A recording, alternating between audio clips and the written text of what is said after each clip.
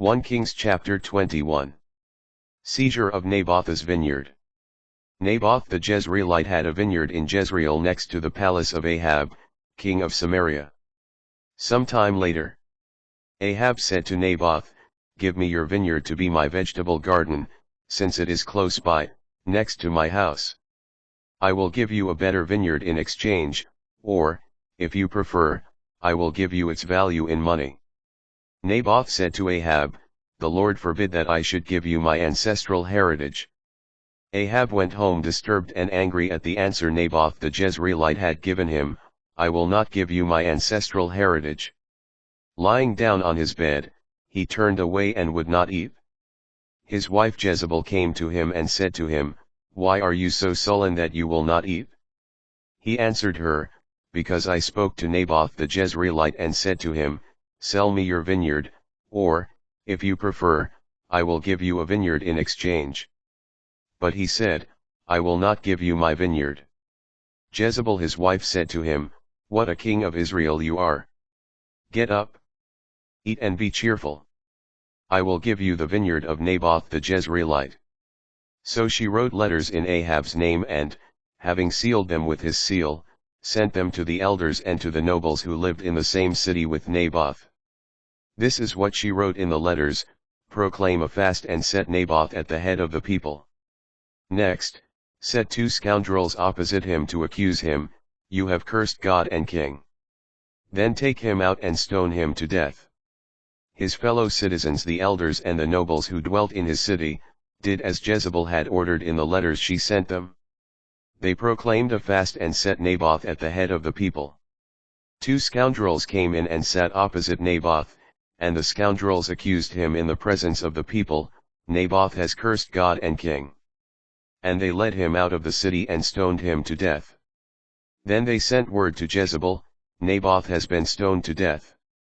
When Jezebel learned that Naboth had been stoned to death, she said to Ahab, "Go, take possession of the vineyard of Naboth the Jezreelite which he refused to sell you, because Naboth is not alive, but dead." When Ahab heard that Naboth was dead, he started on his way down to the vineyard of Naboth the Jezreelite, to take possession of it. Prophetic condemnation. Then the word of the Lord came to Elijah the Tishbite. "Go down to meet Ahab, king of Israel, who is in Samaria. He will be in the vineyard of Naboth, where he has gone to take possession. Tell him, 'Thus says the Lord, after murdering, do you also take possession.' And tell him, 'Thus says the Lord, in the place where the dogs licked up the blood of Naboth, the dogs shall lick up your blood, too.'" Ahab said to Elijah, "Have you found me out, my enemy?" He said, "I have found you. Because you have given yourself up to doing evil in the Lord's sight. I am bringing evil upon you, I will consume you and will cut off every male belonging to Ahab, whether bond or free, in Israel.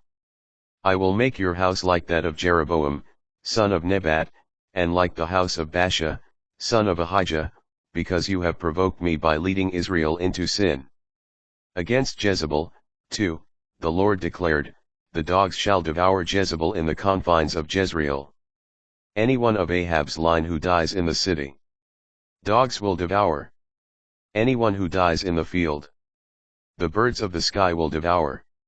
Indeed, no one gave himself up to the doing of evil in the sight of the Lord as did Ahab, urged on by his wife Jezebel. He became completely abominable by going after idols, just as the Amorites had done, whom the Lord drove out of the Israelites' way. When Ahab heard these words, he tore his garments and put on sackcloth over his bare flesh. He fasted, slept in the sackcloth, and went about subdued. Then the word of the Lord came to Elijah the Tishbite. "Have you seen how Ahab has humbled himself before me? Since he has humbled himself before me, I will not bring the evil in his time.